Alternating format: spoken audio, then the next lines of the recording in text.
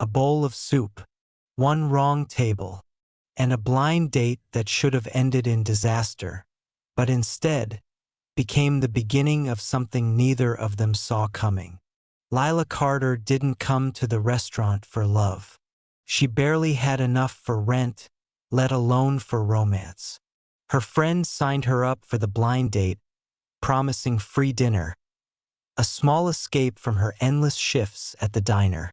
But when she tripped, spilling soup all over the wrong man, a quiet stranger in a wheelchair with eyes that looked like they'd seen both storms and stars, everything changed. She didn't know he was a millionaire. She didn't know that the man she accidentally ruined dinner for would become the only real match she'd ever find. Before we dive into the story, comment below where you're watching from. Enjoy the story, everyone. The second-hand dress was too tight around her ribs, and the zipper scratched at the back of her neck. Lila Carter tugged the hem down as she rushed across the slick pavement, boots slapping puddles in her wake. She was late, not just fashionably late, flustered, barely breathed kind of late. The restaurant loomed ahead, all soft lights and linen napkins, the kind of place where even the bread felt expensive. She had never been anywhere like it before. Her friend Carla had signed her up for this blind date on some app she couldn't pronounce, filled out the profile as a joke. "You need to eat something that isn't fries or regret," she'd said. "And if you hate it, you still get a free dinner. Win-win." Now here she was, breathless and damp, scanning the rows of tables in a room that smelled like garlic and sophistication. She didn't know what the guy looked like, just that his name was Daniel, and that he had dark hair and a smile that was better in person, whatever that meant. She spotted a man at a table near the back, sitting alone, scrolling his phone. That had to be him. Lila exhaled, ran her fingers through her wind-tangled hair, grabbed the bowl of soup from the waiter's tray beside her, and stepped forward, a little too fast. Her boot caught on the corner of a rug. The world tilted, and before she could even curse her luck, hot tomato soup sloshed forward, over the edge of the bowl, and directly into the lap of a man who wasn't scrolling anything at all. The gasp she let out was not elegant. Neither was the clatter of porcelain on the hardwood floor. She fell to her knees instantly, napkin in hand, heart punching the inside of her chest like it was trying to run away from her. "I'm so sorry. Oh my God, are you okay? Did I burn you? I'm such an idiot." "It's fine," came a voice, low, calm, not angry. She looked up. The man she'd just baptized in soup was not Daniel. He had no phone in his hand, no wine glass, no expression of disgust, just stillness, observing her, quietly. Then she saw the wheelchair, and the wet streaks down his jacket, and the faint upturn of his mouth, like he was holding back a smile he hadn't used in a long time. "Not your table, I assume?" he said. Her throat was dry. "Definitely not. You always make this kind of first impression? Only on people I desperately don't want to impress." The smile flickered wider. Her hands shook as she dabbed at his sleeve, unsure whether to cry or crawl under the table. "I can't believe this. I'm so sorry. I'll tell the waiter. I'll pay for dry cleaning. Hey," he said gently. "It's soup, not acid." Lila sat back on her heels, red in the face, strands of hair sticking to her cheek. "I ruined your dinner. I hadn't ordered yet." "Well, great. Now I ruined your appetite." A beat passed. Then, to her utter disbelief, he chuckled. Just a soft breath of amusement, but real. "You want to sit down?" he asked, nodding toward the empty chair across from him. Before you destroy another table? She blinked. But you're not I'm supposed to be meeting someone else. He raised an eyebrow. Are they here? She turned to look. No Daniel. No awkward guy waiting at a corner booth. Just a host adjusting silverware and a couple whispering over wine. Guess not, she murmured. Then maybe you're exactly where you're supposed to be. That stopped her. Something in his tone. Not flirtatious, not smug. Just still. Made her chest ache in a way she didn't expect. She hesitated, then slid into the chair. He didn't ask her name right away. Didn't make small talk. Just signaled to a waiter, ordered another soup, and nodded for her to do the same. She got the same kind, maybe to apologize. Maybe because she didn't want to break the rhythm. It wasn't until the drinks arrived, water for her, black tea for him, that he said, I'm Isaac, by the way. She looked up from her glass. Lila. Nice to meet you, Lila. Thank you for the unexpected baptism. Happy to oblige. Next time I'll bring breadsticks. Isaac smiled again. It wasn't a perfect smile. A little hesitant, like it had been out of practice. You always this charming after a disaster? He asked. No, she said. Usually I just run away and cry in a bus shelter. He laughed, genuinely this time. A sound that didn't quite match the serious cut of his jaw or the shadows under his eyes. And just like that, the tension melted. The conversation slipped into easy waters about favorite comfort foods, bad dates, and the absurdity of online bios. She told him about the time she served a milkshake to a woman's purse during a double shift. He told her he once got stuck in an elevator with a tax auditor and ended up playing word games to pass the time. You're funny, she said after a while, surprised. I used to be, he replied, not looking at her.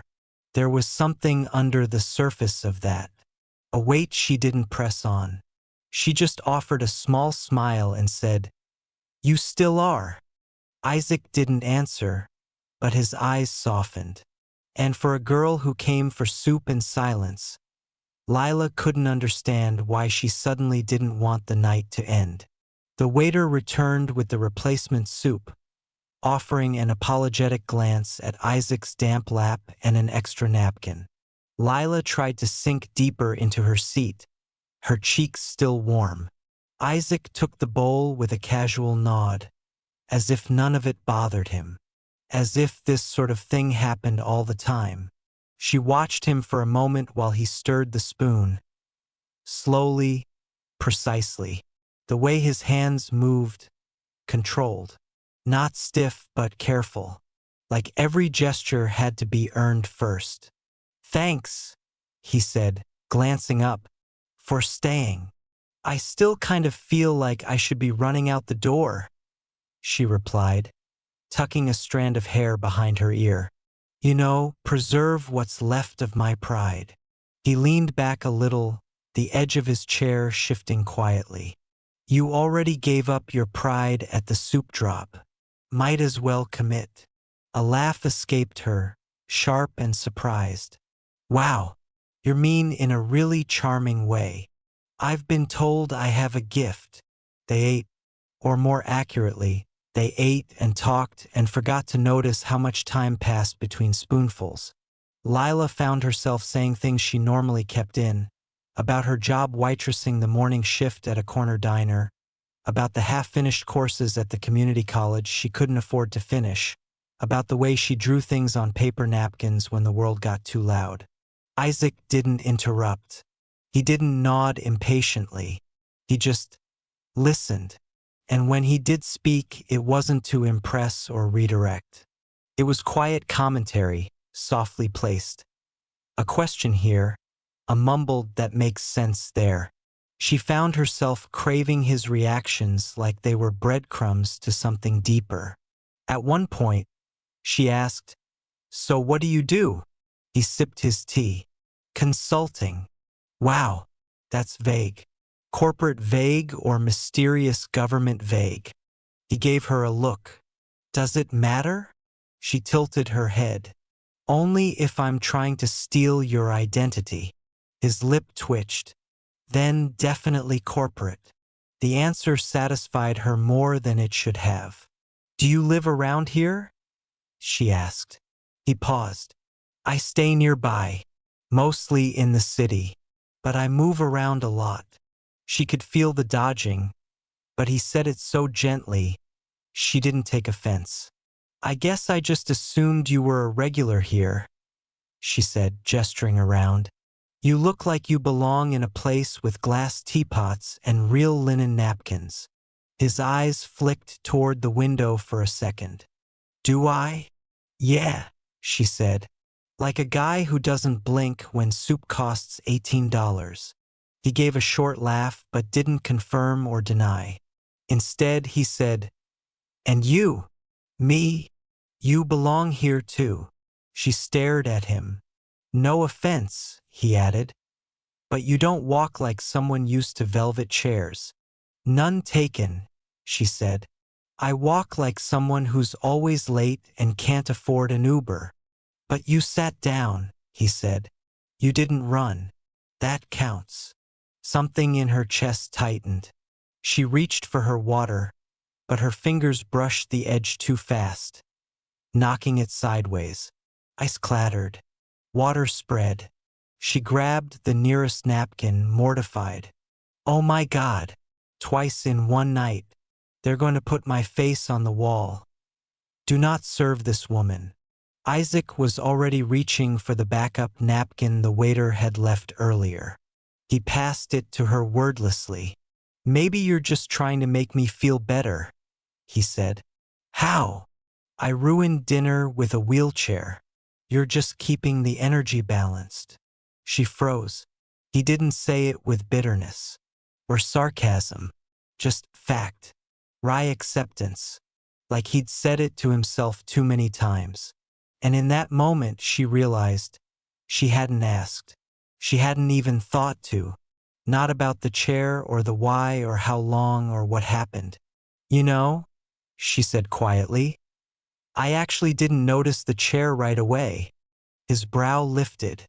I mean, I noticed, obviously, after the soup, but I didn't process it. Not as the first thing.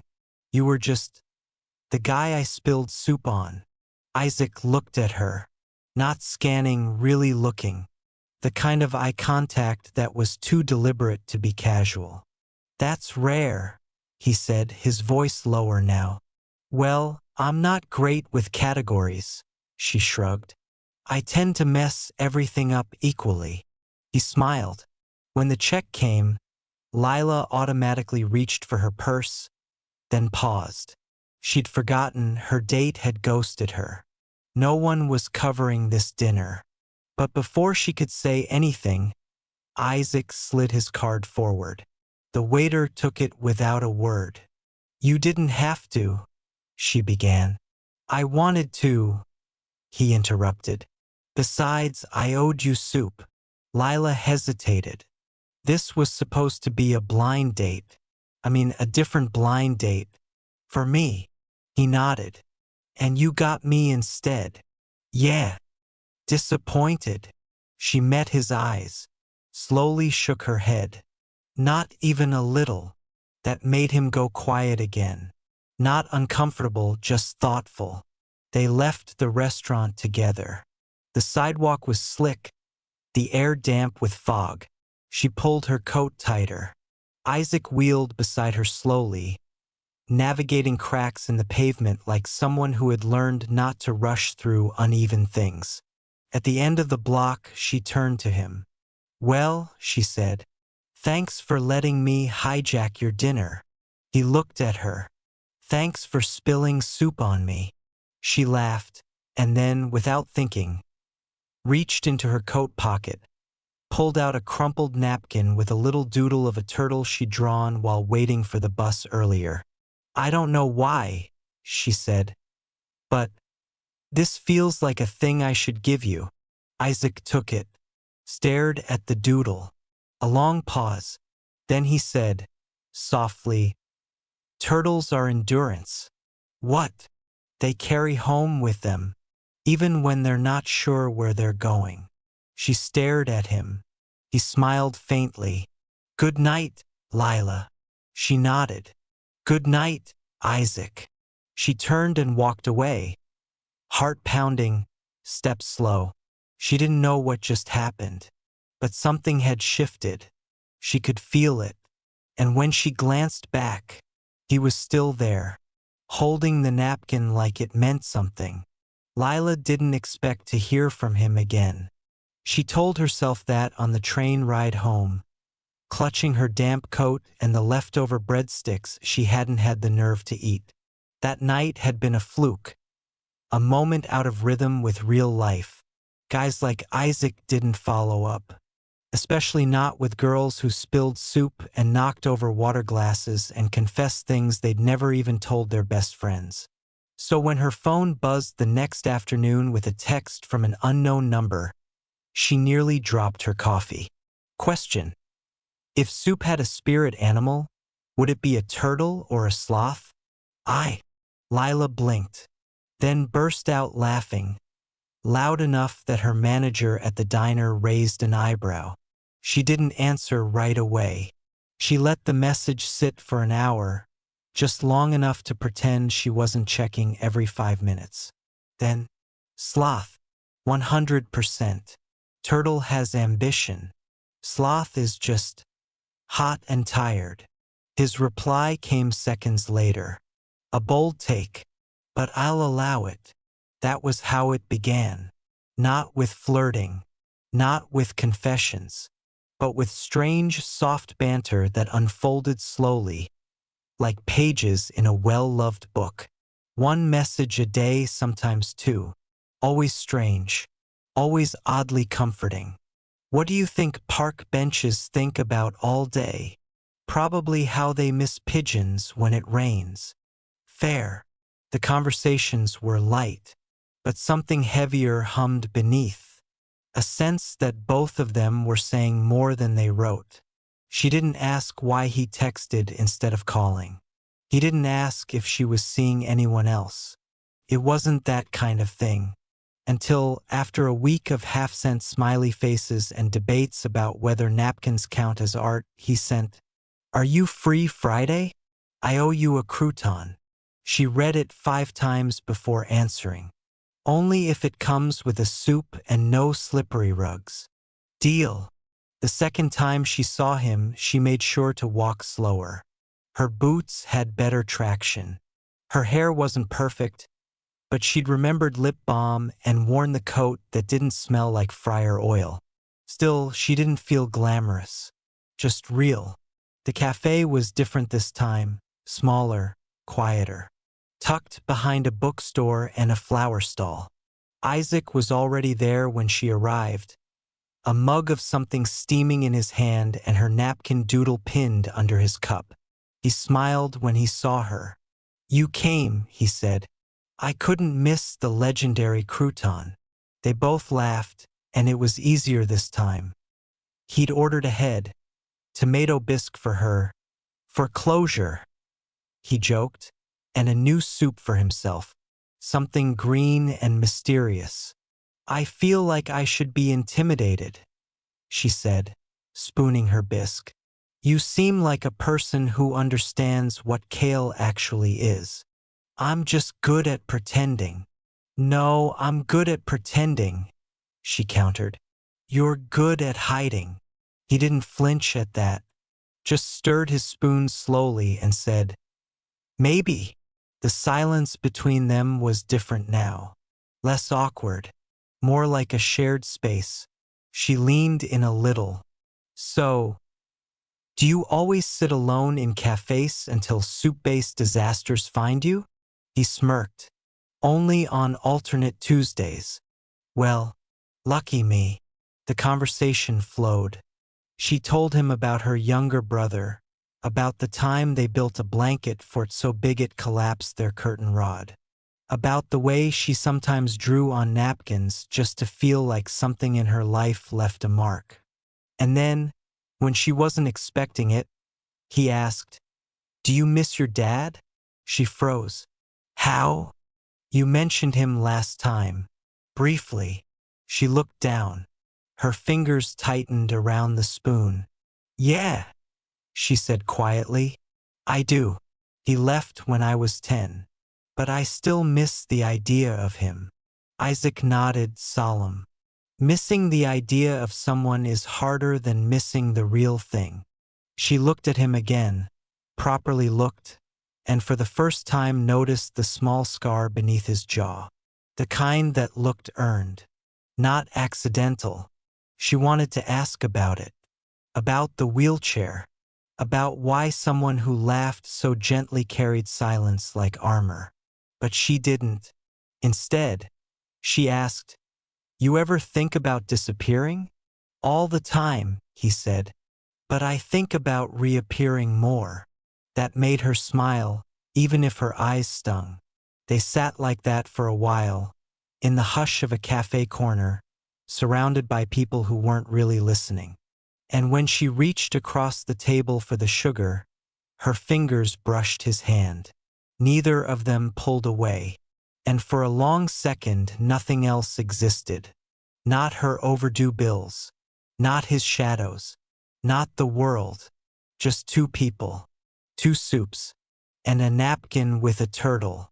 They met again the following Wednesday, then again on a Monday, and once, unexpectedly, on a Sunday afternoon when Isaac texted, "There's a bench that looks lonely.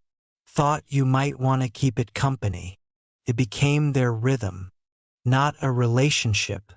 Not exactly. But something softer, quieter, like a thread pulled between two people who didn't know how to name what they'd built. Sometimes they sat in cafes. Sometimes outside. Once, during a sudden downpour, they shared an awning and a paper bag of pastries while the city hissed with rain. And each time, Lila asked nothing about money. She didn't press about where he lived or what kind of consulting he did. He paid in cash, dressed in layers that whispered expensive but never screamed it. And there was something about his stillness, the way people glanced at him like they half recognized him but couldn't place it. She noticed, but she didn't ask. Until one night when they were walking slowly past a closed gallery, and she caught him staring at a poster in the window. A black and white photo of a building with bold lettering beneath it. Reimagined design. Inclusive spaces for every body. Featuring the work of Isaac Black. Lila stopped. Her breath caught. "That's you." He didn't answer. "Isaac Black," she said again. "That's your name." "I never said it wasn't." She turned to him fully. "You're a designer?" He nodded once. "I mean, this is kind of a big deal," she said, gesturing to the poster. "Why didn't you tell me?" He looked down at his hands resting on the wheels. "Because most people change when they know." Lila's heart thudded. "You thought I would?" "I didn't want to find out." She stepped back slightly, not out of anger, but uncertainty. "How long were you going to keep that quiet?" Isaac looked at her. There was no defensiveness in his face, just honesty. As long as it felt real. That stung more than she expected. She turned toward the poster again. The building in the photo was beautiful, all curved ramps and sunlight and warmth. A far cry from the cold, gray hospitals she remembered visiting after her aunt's accident years ago. "You made this?" she asked. "I led the team," he said. "It was for a therapy center outside Montreal. One of the first I did after." He didn't finish. Lila waited, but he didn't go on. So she said softly, "I would have liked you either way. That's what scares me." He said it so quietly, she barely heard. And suddenly she understood. He wasn't hiding to protect her.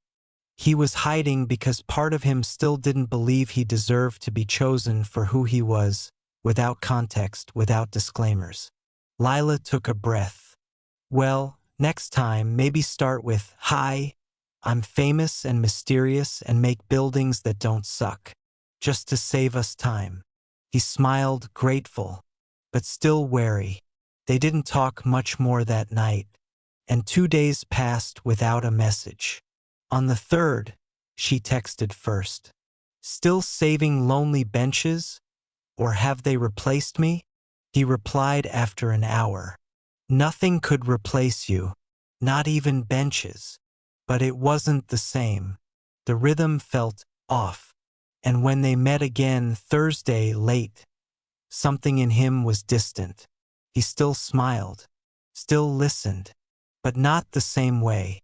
His eyes were elsewhere, his shoulders tense.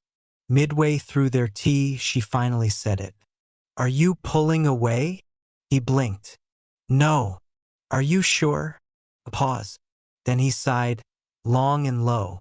"I had a meeting," he said, "with my board. They want me to fly to Berlin next week to consult on a new campus. Multi-million-dollar contract." Lila nodded. "That's great. It's 3 months. Oh." He leaned forward. "I didn't want to tell you because I didn't want to make this feel like it had an expiration date." Her throat tightened.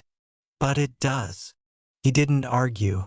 Silence sat between them, longer than usual, the kind that tasted like endings. "I get it," she said finally. "We weren't anything official, and you have a life. A big one. A good one." "Lila." "No, it's okay," she said, standing. "I told myself I wouldn't get attached. I really did." He looked up at her. That look again, like he was memorizing the moment. "Say something," she whispered. "I don't want to leave," he said. "But I think I have to." She swallowed hard. "Then go." He didn't move, so she turned. And this time she didn't look back. A week passed. Then two. Lila didn't cry. She didn't have time. The diner was short-staffed. Rent was due. Her brother needed help with school applications, and she still hadn't found time to replace the shoes that were falling apart at the seams. But at night, when the noise faded and the apartment settled into silence, she thought about him. Not about Berlin or the buildings or the fact that he was some sort of celebrated genius in adaptive design. She thought about the way he listened, the way his voice dropped when he asked real questions, the way he held her napkin doodle like it mattered, like she mattered. She never texted. He didn't either. Until one evening, on her way home from the late shift, she passed a familiar restaurant. The one where they first met. The one where her life, by pure accident, splashed across someone else's world. She paused outside, heart aching, then stepped inside. The hostess smiled. "Can I help you?" "I'm just looking." For what? She didn't know. She turned to leave, but something caught her eye. Near the window, tucked between the folded linens and silverware, sat a napkin. Folded, crisp, alone. She reached for it. A tiny turtle was drawn in the center. This one had a tiny speech bubble. "Sometimes you have to spill everything to find what's real." Her chest tightened. A note was tucked underneath it. Magnolia Park, Saturday, for PM. One last crouton? She didn't tell anyone she was going. She just showed up, wind tugging at her scarf, hands shoved deep into her coat. The park was quiet. Late autumn had painted the trees brittle and gold, and there, by the fountain, were two chairs. One empty, one occupied. Isaac looked up when he saw her. He wasn't in his wheelchair, but he wasn't standing either. He sat cross-legged on a picnic blanket, his legs stiff, posture off. but eyes lit with something both nervous and hopeful. Next to him, a paper bag, a thermos, a crumpled napkin with a fresh doodle, this one of two turtles side by side. "You came," he said, as if it were the most fragile truth in the world. "I almost didn't." "I know." They stared at each other. Then he said, "I left, but I didn't move on." Lila's voice was low. "Why did you leave like that?" "Because I'm still learning how to stay." She walked closer. He added, "Berlin didn't feel right without you in it. So I came back. Early. Against every recommendation. I think my PR guy nearly fainted." She sat beside him slowly. "You didn't have to come back," she said. "I didn't," he replied. "I wanted to." Lila looked at him. No makeup. No shield. Just her. "I'm not the kind of person guys come back for," she whispered. "Maybe you've been around the wrong kind of guys." "I spill soup," she said. "I build ramps," he countered. "We both make messes so people feel seen." She laughed. Choked, broken, beautiful. Then he reached into the bag and pulled out a small Tupperware container. Inside, tomato soup. "I cooked it," he said. Her eyes widened. "You cooked?" "I Googled. I measured. I almost set off the smoke alarm." Lila stared, then took the container, unscrewed the lid. He passed her a spoon. She dipped it in, tasted, and smiled. "It's terrible," she said. "I know. Worst soup I've ever had." "Then it's perfect." They ate in silence. Birds chirped nearby. The world, miraculously, didn't end. When she finished, he reached into his coat pocket and pulled out something folded. Another napkin. He handed it to her. On it, a drawing of a turtle. But this time it wore a tiny heart on its shell. And below it, "Come home when you're ready. I'll be here." She looked up. "I don't know what this is yet," she said. "Me neither. But I want to find out." "So do I." They didn't kiss. They didn't declare anything. They just sat, shoulder to shoulder, on a blanket that smelled like fallen leaves and spilled hope. And in that quiet space, something new began. Later that winter, the city buzzed with the opening of a new adaptive arts center, a collaborative project between a celebrated designer and a community initiative with roots in the neighborhood. There was no press release, no media fanfare, but if you looked closely, you'd see a napkin framed by the entrance, a small turtle hand-drawn, wearing a cape, and next to it, in tiny scrawled letters, "Some stories begin with soup."